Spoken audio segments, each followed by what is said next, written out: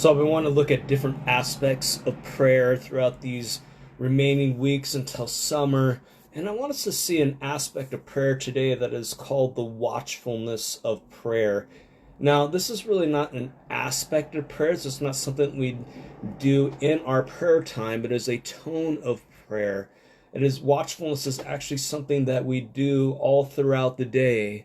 It's not just during our moments of prayer. And I think there is really two, maybe three different aspects of prayer. But the two different aspects of prayer is it is both defensive and offensive. It is both defensive and offensive. And you can picture the tone of watchfulness kind of like a beekeeper's veil and helmet. That veil and helmet allows them to go in protected where there might be bees so they don't get stung, but also so they can positively get the honey. And so with this tone of watchfulness, we are to implement it in our prayer life.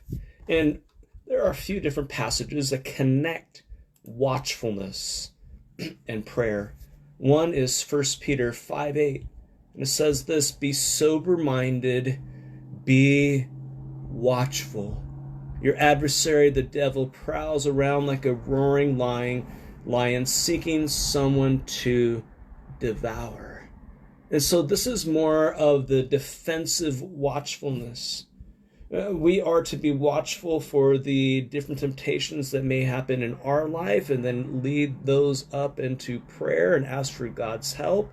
But also in intercession, we need to see how people may be struggling with different things. We need to be watchful in different situations and say, hey, I need to pray about this situation. This person is in harm. I need to help them out with my prayers.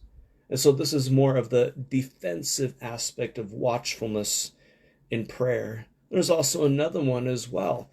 Ephesians 6:18, praying with all prayer and supplication in the Spirit, watching therefore unto with all perseverance and supplication for the saints. So here is a combination where it actually shows prayer and watchfulness. And again, it looks in that chapter to putting on the full armor of God.